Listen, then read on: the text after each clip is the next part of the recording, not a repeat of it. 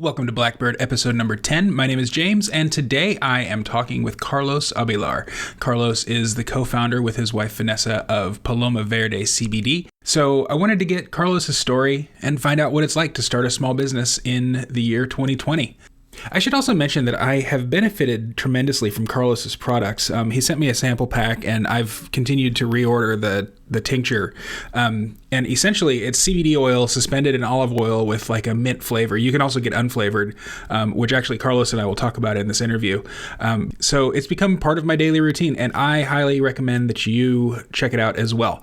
You can find them at palomaverdestore.com, and make sure to use the offer code Blackbird at checkout for 25% off your order. And with that, here is my episode with Carlos Abelar. All right, Carlos, welcome to the show. Hey, what's up, James? What's the word? Man, I tell you what, it's a weekend, and it is snowing up here in Minneapolis.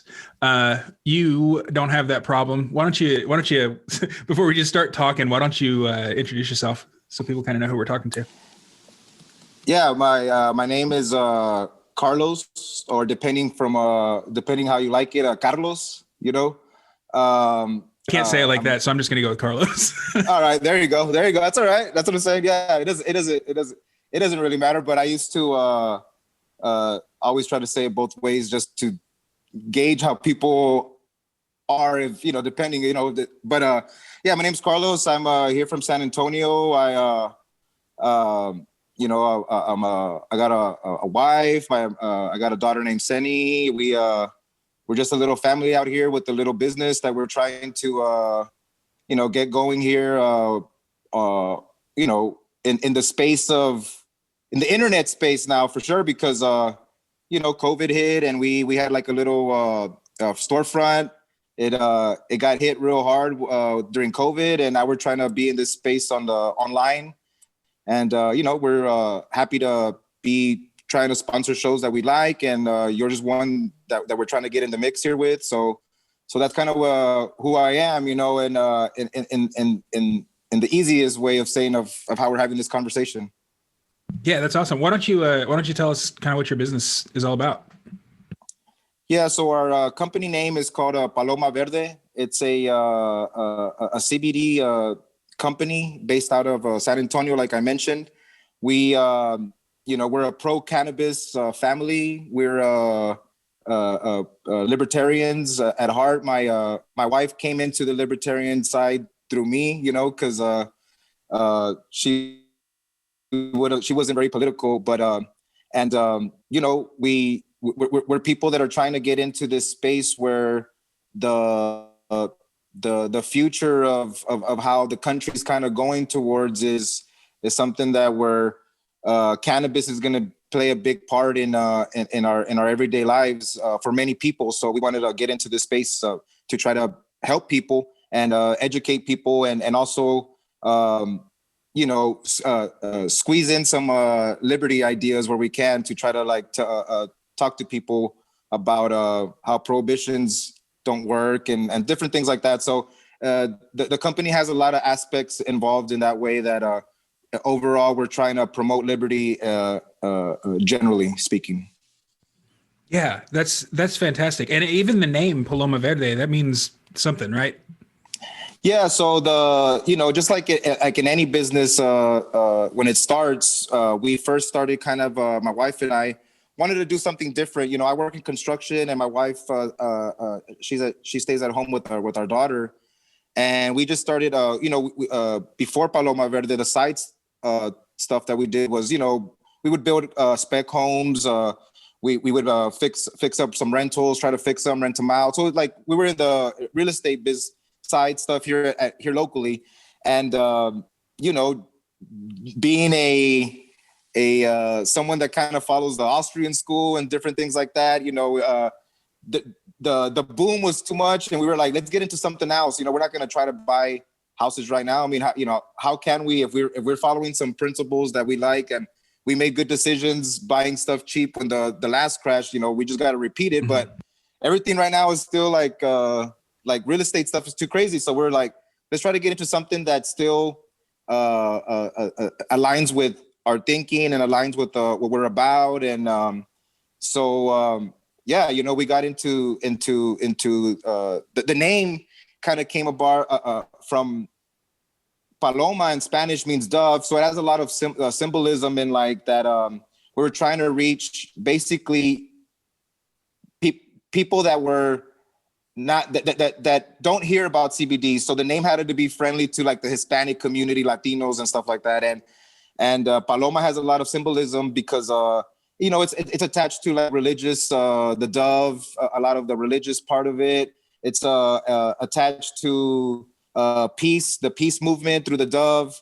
And then in love songs, La Palomita or Paloma is always referred to as for the female for like, so, when there's a lot of songs that I would have been dancing cumbias with my wife that has Paloma in there, So, this was a project that, not a lot of people get into businesses with their spouse, because there's going to be a lot of tensions that can come from that. But, even the name and everything was just to say, hey, this is meant to be a peaceful way of us getting into something that's going to help promote liberty and peace within your body, peace within your mind, and those type of aspects. So that and then verde, well, verde can mean a lot of things, but for sure the color means that it's plant-based. It's a plant-based company, being cannabis, and then verde, that there's definitely green to be made, if you can make it work, Oh yeah, and then also it does kind of conjure up images of nature and just sort of like the green movement or whatever, green peace. I mean, that's when you think of dove you think peace, and when you think green you think grain. So like green peace is kind of maybe along the same lines. That's interesting. Cool. So what's your story? So when did you guys open? Yeah, so what happened was we started in 2019 August, when we first started kind of playing with this a little bit, and the main drive to it was that we thought that there was a community that was being underserved or not even educated about cannabis, and we started when we made a decision like, hey, let's start trying to see if there's something here. In Texas, it became legal, and we started seeing some stores pop up. And then we decided, well, let's see if we can do something with this. And my wife and I, we're pro cannabis in general. So then we started learning more about CBD, especially, and basically the line of it is that you get a lot of the benefits without the high, basically. And there's a lot of benefits to that because a lot of people, I can't work the work that I do in construction. I can't be high, like, THC high during the day. After the day, I'm down for whatever, right? But during the day, I can't be THC high and do what I do. And I thought there's a lot of people out there that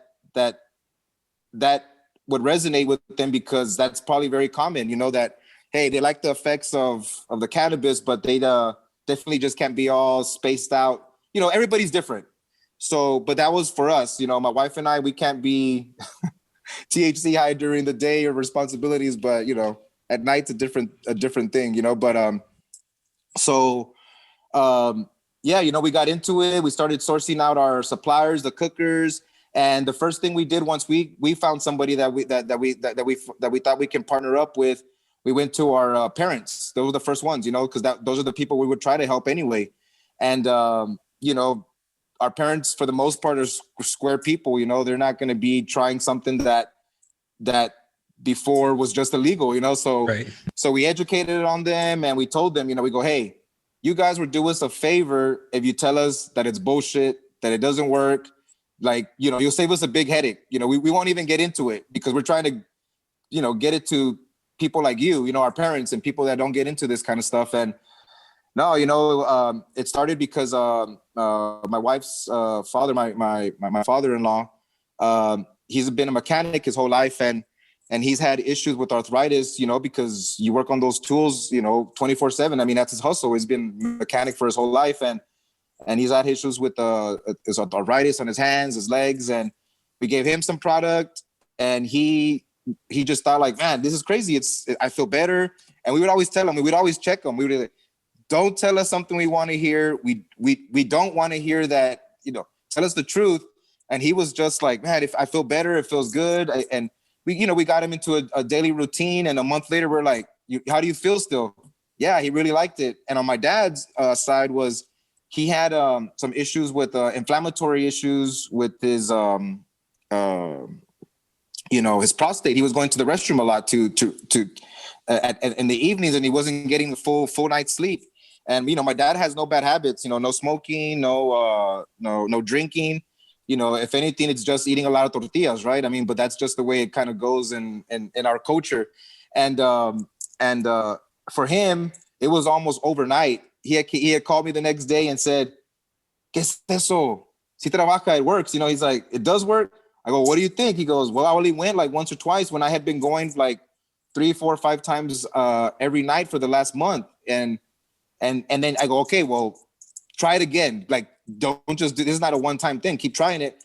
And no, he's just a normal user now. That's his thing. He takes it at night and he feels a lot better for it. So our fathers benefited from the product, and we thought, okay, well, we got something here. Let's do it. It's been blessed. It's been baptized by our parents. Let's do it. And there you go. So then we went. It was moving fast forwarding some a little bit. We started a storefront, put in some of our savings from our family. We got some our savings, and we went full steam ahead. And then COVID hit. And we never even had a grand opening or anything like that. I mean, but we're not people to be like, we just got hit. Everybody got hit in different ways, and that was the way we got hit. I'm a boxing fan, so we took some chingazos real early in these rounds, but we still want to keep on fighting. So like I mentioned earlier, now we're in this space where we're trying to do it online, and we had a store. We don't now. We're doing it out of our extra bedroom, and here we are. Man, that's awesome. Do you know, was the CBD like industry considered an essential business or whatever during the COVID lockdowns? At least in your neck of the woods. So here in Texas, at the beginning, the first couple of weeks when everything got shut down, essential businesses were basically just municipality work. So whatever was work, if you had any contracts with doing roads or parks or things like that, or you were actually working in government buildings, that was considered essential right off the beginning. But right in the beginning, everybody kind of played along, right? It was the first couple of weeks, at least here. Everybody played along, and it was so it was no big deal. But then it was started to kind of go slow. But you know what? We were classified as a this just goes all to like the government stuff of all this stuff of how you classify. I mean, so we were classified as an apothecary, somebody that can give so that was our classification for our business, because it was easier to get classified. Dude, like locally here, there's like classifications for botanicas, different things, and those were considered like you could open them however you wanted to, because they were considered hey, as long as you so we could have opened. But really everything was shut down, and everybody was scared, man. Like there was no point in having my wife be at the store, even if we were open, because at that time nobody was going anywhere. Even if you were open, everybody was like still kind of like scared, Is it Botanica is it like a florist, or is it like a herbal? Like herbal curanderos, the ones that have all the little magic potions and stuff, or if you want to do curses on somebody and shit like that. Although it's like cultural stuff, botanica stuff. Yeah. Like just think of anyway, you know what I'm saying. The closest thing to that I know about is the weird gift shops in Austin. I'm so I'm so out of touch with Hispanic culture that I don't even know what's going on. But yeah, so I have every time I have ever smoked weed, and I have had really bad reactions every time.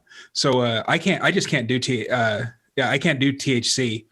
Um, but the CBD stuff that you sent me, and I had vaped it before and stuff. It helps me with my back pain. I sit here at a desk all day, so my upper back is just completely whack all the time.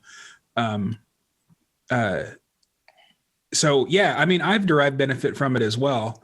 It also helped me quit smoking, which is a big thing. Well, that's awesome, man. That's good. Yeah. I'm actually anxious to try like the newer stuff that's coming out, like the Delta 8 THC, just to see how I react with it. Are y'all going to be branching out into that kind of thing?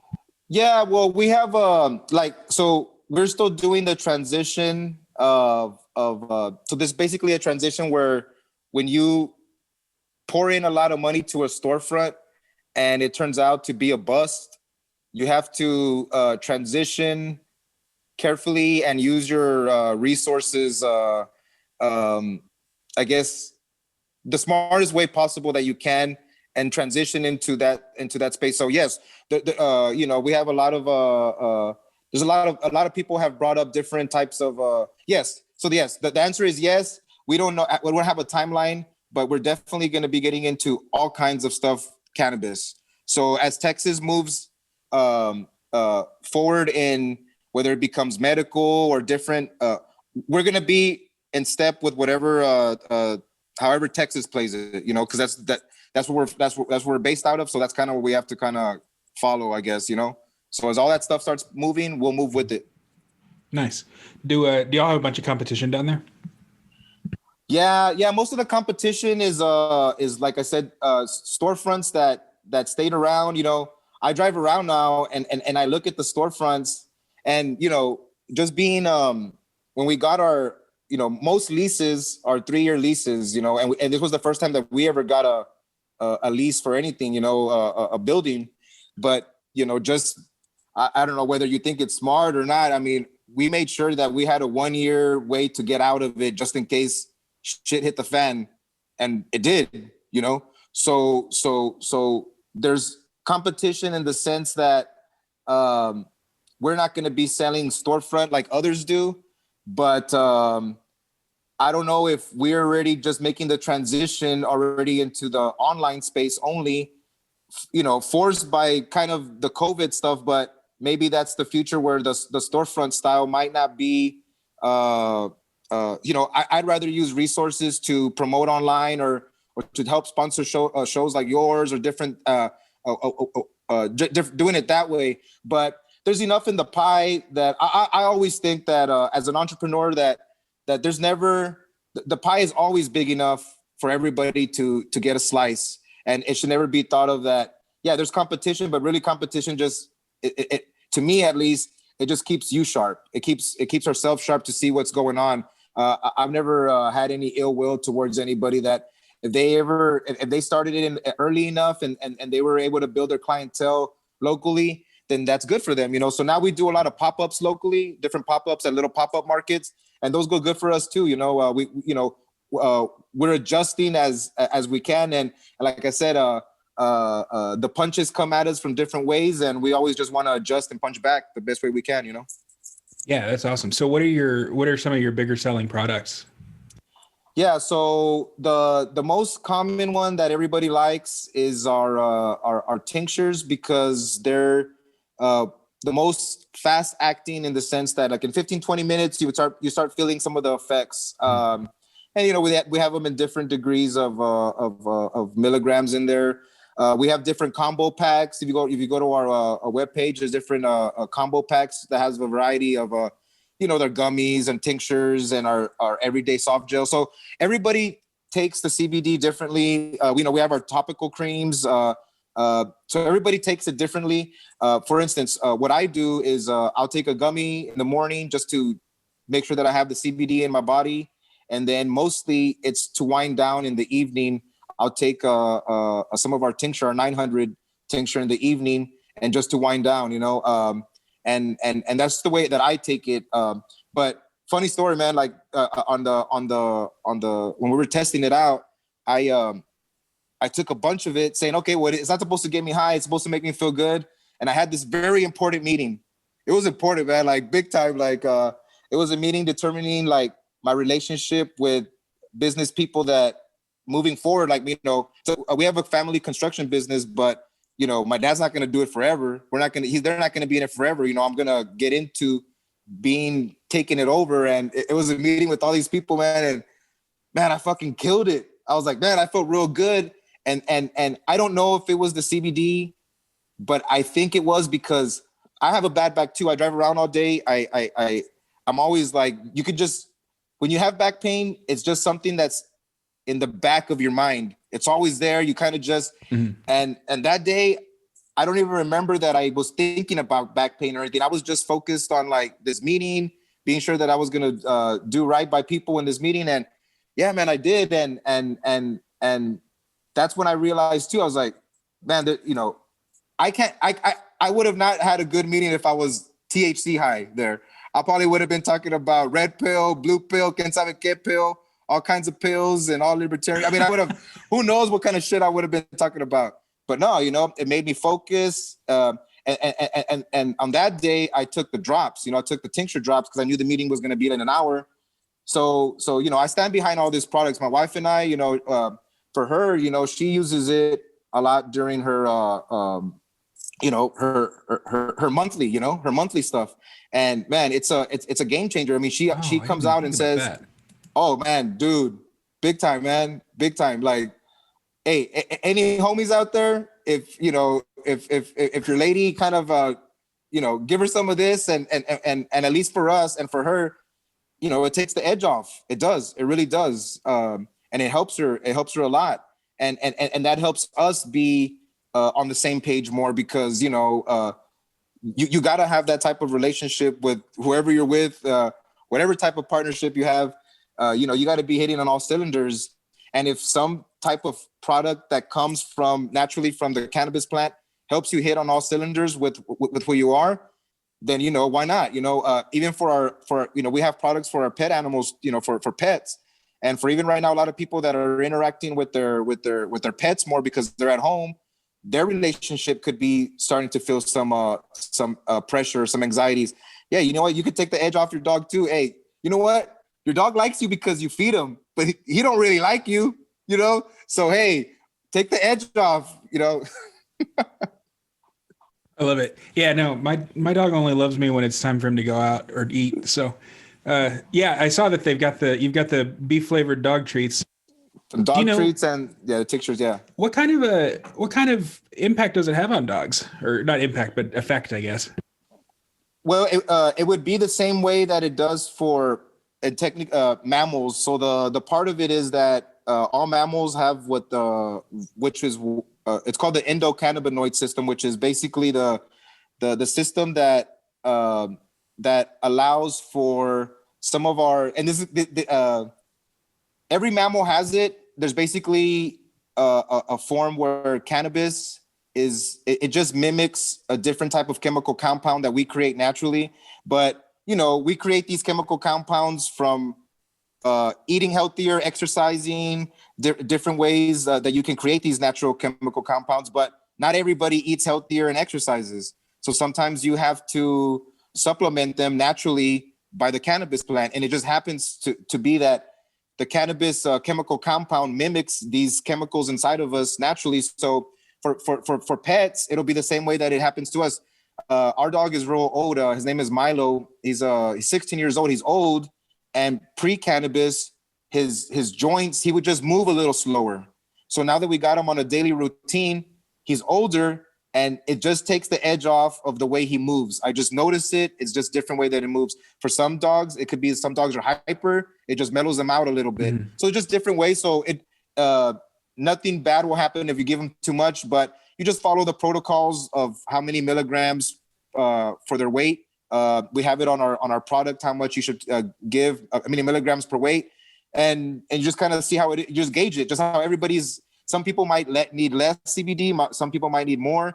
You just get to play with it. There's not really any bad reactions other than maybe the dog or your animal might be a little bit more chill. And for humans, it's more like if you take too much, you might get a little bit, the word is drowsy or a little bit more relaxed, That's all. That's all. Yeah, that's all. Yeah, you mentioned taking it before a meeting earlier. Whenever I have an early morning meeting, I always make sure to take a couple more drops of the tincture because it makes me more focused and a little less nervous, especially if I'm like facilitating the meeting. And like I always take it before interviews and stuff like that. The dog thing, that seems promising though. My dog has severe anxiety. If he can tell he's going to the vet or the groomer or whatever, he starts shaking, his tail goes between his legs and stuff. So I'm gonna have to get some of that and see what kind of impact it has on him. Yeah, for sure. And then just for everybody out there that might be interested in buying some product, the cool thing is that so since it works both ways for individuals and animals, if you purchase the unflavored, that is the same formula that is for the animals. So if you end up making the step to say, hey, I want to buy some product and I want to get some tinctures, get the unflavored if you do have a pet, because that way you can use it for both. It's just the packaging on the formula for the pets, but the unflavored is the same formula that we have for the pets. So you can take some, put some on your dog's favorite treats, a couple drops, or on their food, and then just kind of just gauge it, But the unflavored is the same formula for the animals. So anybody that wants to go that route, you can get both effects. Anything that has like we have another one for mint flavor. That one isn't recommended for animals, but the unflavored will be good for animals. Nice. And just to kind of give a description of what it's like, it's basically just like flavored olive oil or unflavored olive oil. Yeah, the carrier oil is an olive oil, a natural based olive oil, and then the product oil is what you get the benefits from.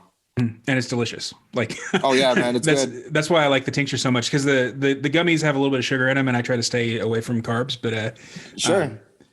But the gummies are great too. They're like strawberry lemonade flavor, very citrusy. Cool. So why don't we talk for the next couple of minutes about like where you came from? How did you get into like libertarianism? Yeah, fair enough. I guess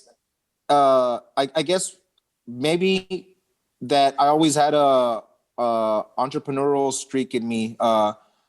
When I see things, I always try to see the hustle, the game of what's going on, and as a kid, I was always like that. I can give endless stories of where I was always trying to,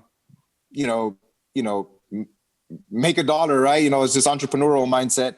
And I basically somehow went. So this was the trajectory here. It was somebody in school, and I was going to like community college, said, hey, read this book.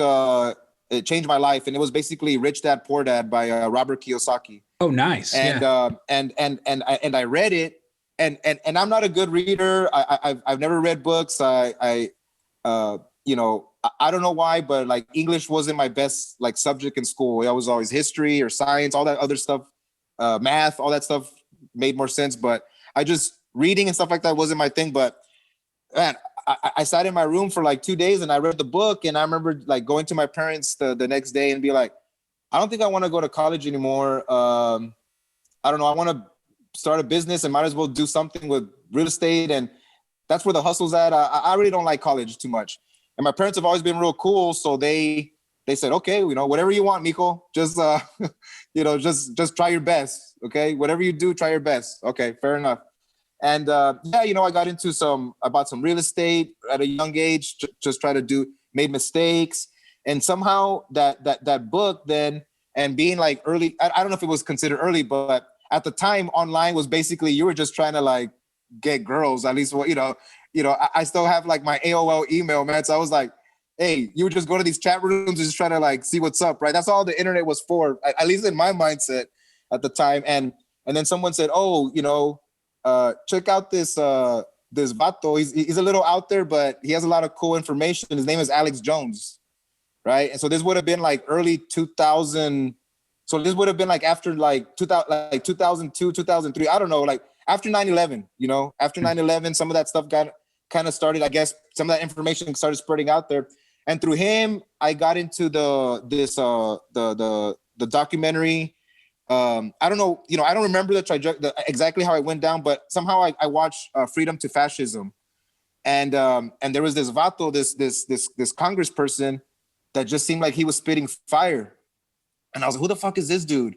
So I looked him up, right? His name was Ron Paul, and I was like, all right, well, let me see what's up with this vato. And oh, okay, cool, he's gonna run for president. All right, well, I'll see what's up with this guy because he seems honest, and he seems like he's speaking to some of the ideas that I already had in my mind, or he's you know, he's just spitting fire.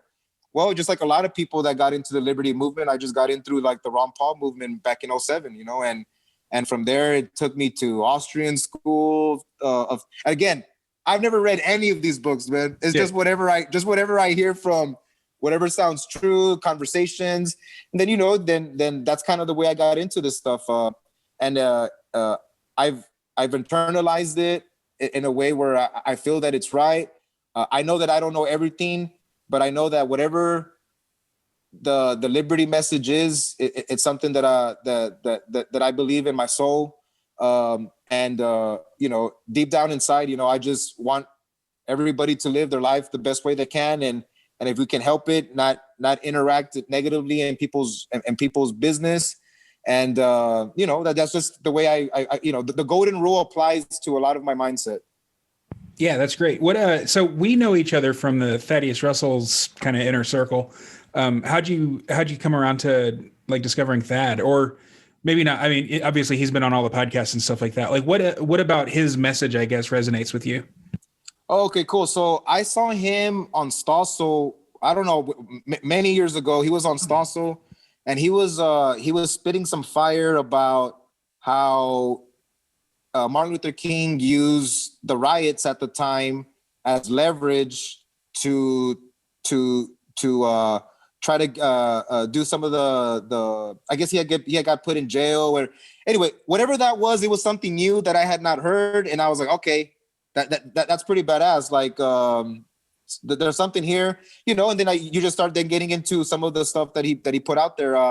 You know, I got his book, and again, I think I went halfway through, and I'm just not a reader, man. I'd rather just hear him like say stuff on podcasts, and I get it, you know, and or I try to get it, and that's kind of how I got into it. And then, you know, we you know, he has like this I guess program where it's like for like you know, paid customers where you get access to different things, and that's kind of where I saw you and these different RU live chats, and you know, that's kind of how we got into it, you know. But it was basically, he was spitting fire that I had never heard in my ever in my life about Martin Luther King, and I knew there was something more to Martin Luther King than it just being whatever we were taught in school. So for someone to feel free enough to talk that kind of shit is somebody that I'm gonna like gravitate to. Yeah, he talks a lot about the kind of like black drag queens from back then being even more influential on the culture than the civil rights movement. Who, you know, they were all marching in suits and ties, which I guess some people prefer the suits and ties to the drag queens, but whatever. Well, that's awesome. Yeah, like that all of that stuff came later, and that's fine. Like I've always liked the idea that there's always all these types of narratives, but the one that is fundamental to me is, are we trying to align narratives in a way where more people are free, or or can be in a space to be as free as they can, subject to the responsibilities that they have to whoever they love or whoever they care for, you know? So yeah, I mean, he talks about drag queens. He talks about all kinds of different things. Hey, that's cool, man. Whatever, man. It's all music to me, man. It all jams in my head. So if, say, like a 20-year-old came up to you and asked you for advice on what they need to do if they wanted to live free, what would you tell them? Wow, that's a good question. I guess I would first say, I would probably ask them what being free to them means, being free to, so we would have to, I guess, work out what like a standard or a definition of what free to them means. Cause free to me can be different from them. Somebody can be, hey, free might mean like, hey, my parents, don't let me do this. That would be free to them. Somebody can be an oppressed person in another side of, like in North Korea, and free to them is different from. First I would like, probably if they ask me, I would ask them, like, so I could, gauge them out and be like, hey, well, what does free to you mean? Like, what is that? And, then I guess we would have a conversation about how you would get a little bit freer. But then I would just say, hey, like deep down inside, you have to then be sure that if you want to be free on some issues, you got to allow the same freedom to somebody else that isn't you. So I would say that, the golden rule applies. I don't know if there's a reason why it's the golden rule or why, maybe in the future we'll have the Bitcoin rule, right? But we don't have it yet. The golden rule still applies, and like I said, that's fundamental a lot in how I think. So I would bring that up to them in a way, and be sure to real quick put them in someone else's shoes and to check them to be sure that, hey, if it's free for you, it has to be free for somebody else. It can't just be for you. You have to apply it to somebody else, and make sure that when they start wanting to look for freedom, to be sure that they play fair, in their own mind. Like you got to be able to call balls and strikes in your own mind and for somebody else. It can't just be for you, because if not, then what's the point of playing the game if you're playing it dirty to yourself? Yeah, that's wise. Cool. So why don't you let us know where everyone can find their perfect match from Paloma Verde? Yeah, so please visit palomaverdestore.com. You can look up a lot of our product lines in there. The business is my wife and I. Any package that gets sent out, it's going through our hands. If you have any questions, send us a message. But visit the store. If you give us a call, we'll answer the phone. We'll talk to you. We'll help you out, and be sure then to and the specials we got is if they use your promo code, which is the Blackbird, they get 25% off of anything in the store. And then if they sign up for our email list, they get an extra 10% off. So right off the bat on their first purchase, 35% off, which is unheard of in the industry. We're not here to make a killing. We're here to get the product out and help the message of peace, whether it's in your body, in your soul, the way you see peace outside by helping other people if they can get benefits from the cannabis plant. And we're here to help. We're here to serve, basically, in this capacity. But it's all with good intentions of trying to make sure that everybody can be better within themselves, so they can be better for the people that they care about in their circle. Dude, that's awesome. Thanks so much for joining me today. No problem. Thank you. All right. I'll talk to you soon. All right. Later. Thanks again to Carlos for joining me today. Thank you for listening. Be sure to, once again, check out palomaverdestore.com. Use offer code Blackbird for a good discount off your order. Make sure to hit the subscribe button if you're listening to this on a podcast app and you haven't, for whatever reason, subscribed yet. For email notifications, be sure to go to blackbird.substack.com. Subscribe there. You can also get my written content along with, if you subscribe for the premium subscription, any sort of premium content that I release, of which there isn't much now, but there might be someday. And of course, by signing up for the premium subscription, you'll be helping me out tremendously. But wherever you're listening to it, I really appreciate your likes, your thumbs ups, your subscriptions. And if you have any ideas or requests or questions for future shows, there are a lot of ways to get in touch with me. My Twitter DMs are open. That's at JamesLJ. Be sure to follow me there. Or if you just subscribe to the Substack, then you can hit reply on any of the email notifications that you get, and they come directly to my inbox. So I like to try to stay as open to feedback as possible, and I really appreciate your interaction with me in this project. So that's it for this episode of Blackbird. We'll be back soon with another great interview, and until then, live free.